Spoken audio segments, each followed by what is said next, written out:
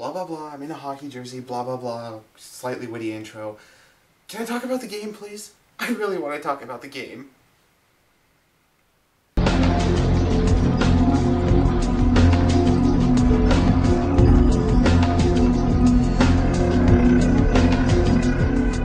So let's see. I love gothic horror, and I love RPGs. So, a gothic horror RPG is perfect for me to begin with. I mean, I just love this game. I love it so much, I actually beat it twice before I even got footage for it. And I could go on for hours just gushing about this damn game, but I really probably should get to critiquing it. God, I love this game. Alright, I just want to get this out of the way. I love this game's story.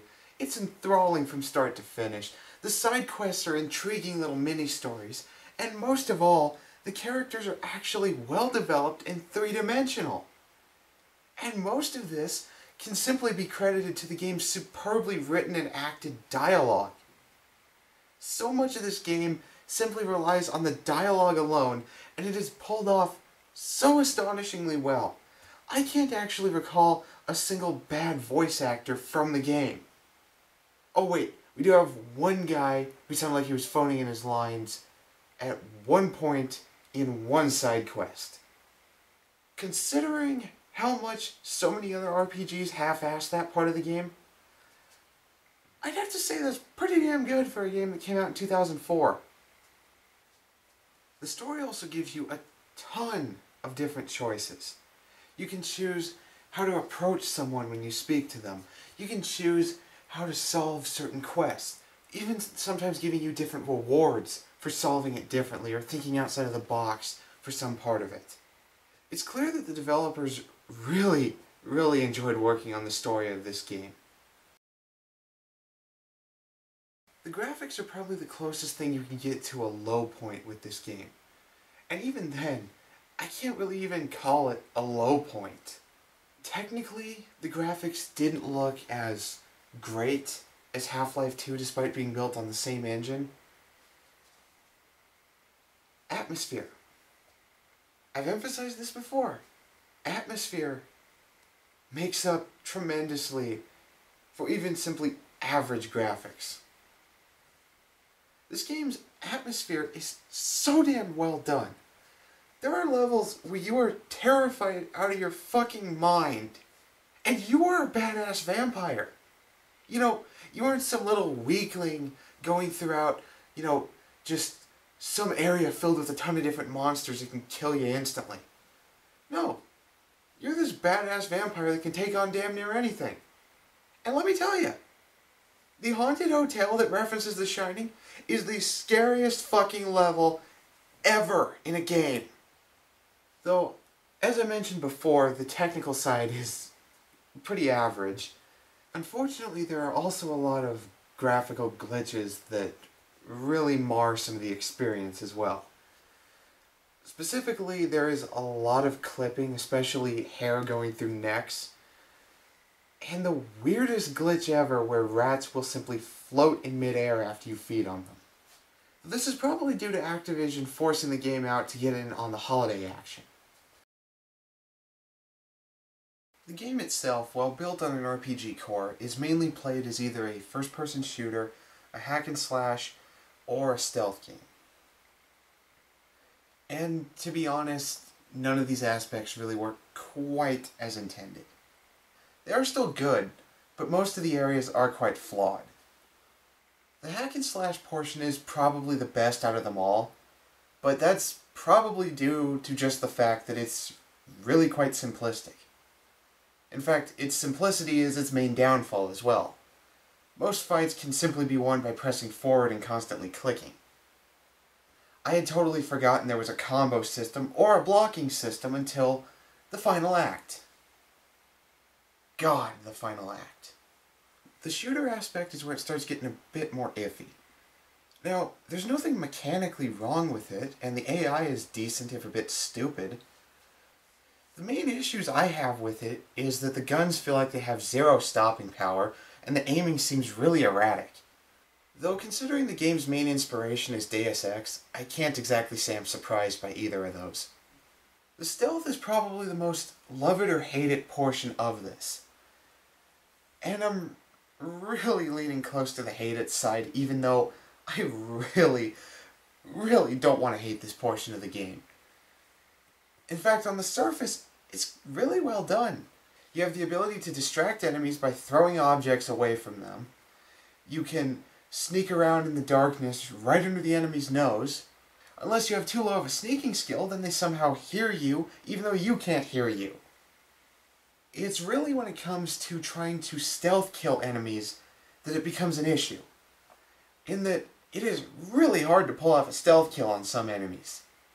Sometimes I felt like I was freaking pixel hunting for the sweet spot just so I could get that.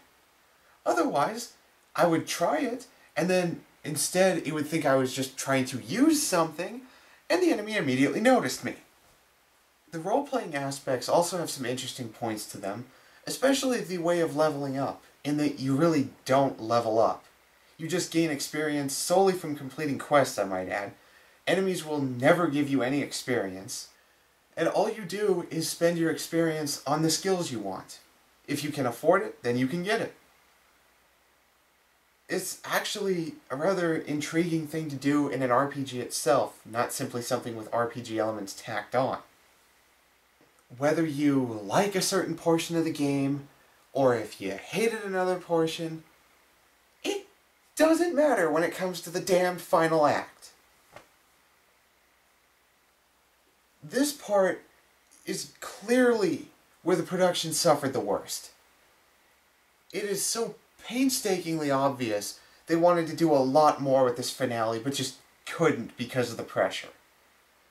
So instead we wind up with a half-baked, poorly planned, and simply frustrating for anyone that isn't a shooter build to go through. In fact, you're outright screwed if you pick a stealth build. In the final act, all you do is face enemy after enemy. They actually infinitely respawn. I don't get that. There is no other portion of the game where the enemies infinitely respawn. But in this one area, they do. I don't get it. And in fact, it's really only the first portion of the finale that really hurts it. And I'm not going to really say what it is, but I'm just going to say that this is the single most frustrating thing in the entire game. The rest of the game is very well built. They actually give consideration to all methods of finishing these things. There are a couple quests that rely on you simply using combat, but it's over quickly, or the enemies are simply really easy to kill. In this portion, the enemies are very tough, and in fact, the first portion of the final act has the toughest enemy in the game in the form of its boss. I could not even beat the boss without cheats anytime I played this game. It's just so damn difficult just to hurt it. I don't even get why they did this. The only other enemy that comes close is a bonus boss from a freaking side quest. No other boss is this difficult in the entire game.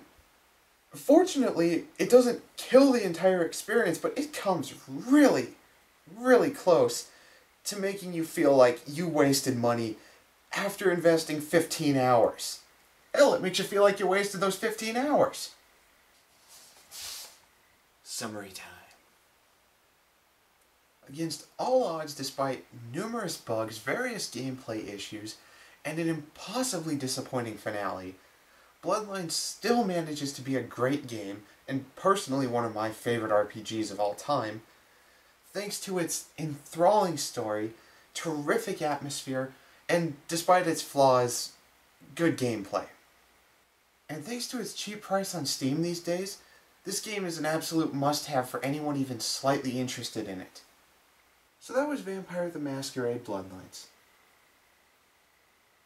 Go buy it!